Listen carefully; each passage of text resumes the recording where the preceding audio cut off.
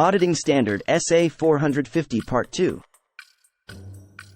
Communication and correction of misstatements.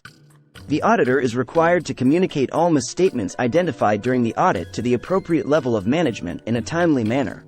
This allows management to evaluate the misstatements and take corrective action if necessary.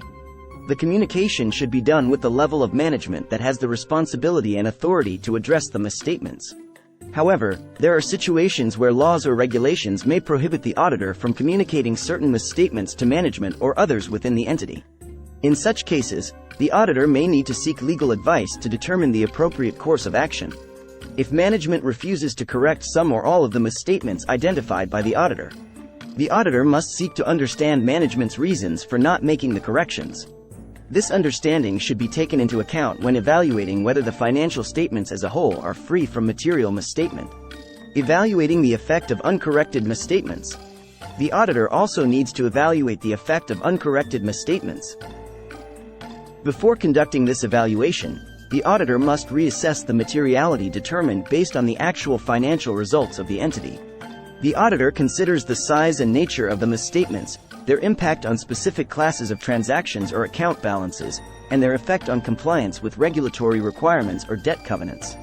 If an individual misstatement is judged to be material, it cannot be offset by other misstatements. However, it may be appropriate to offset misstatements within the same account balance or class of transactions, considering the risk of further undetected misstatements. The auditor must carefully evaluate all uncorrected misstatements to determine their materiality and their impact on the overall financial picture of the entity. This evaluation considers factors such as the size and nature of the misstatements, their impact on specific classes of transactions or account balances, and any relevant circumstances that may affect their materiality. Communication with those charged with governance. The auditor is also required to communicate with those charged with governance. This includes communicating any uncorrected misstatements and their potential impact on the auditor's report, unless prohibited by law or regulation. When there are a large number of individual immaterial uncorrected misstatements, the auditor may communicate the overall monetary effect rather than the details of each individual misstatement. Additionally, the auditor should communicate the effect of uncorrected misstatements related to prior periods on relevant classes of transactions, account balances, disclosures, and the financial statements as a whole.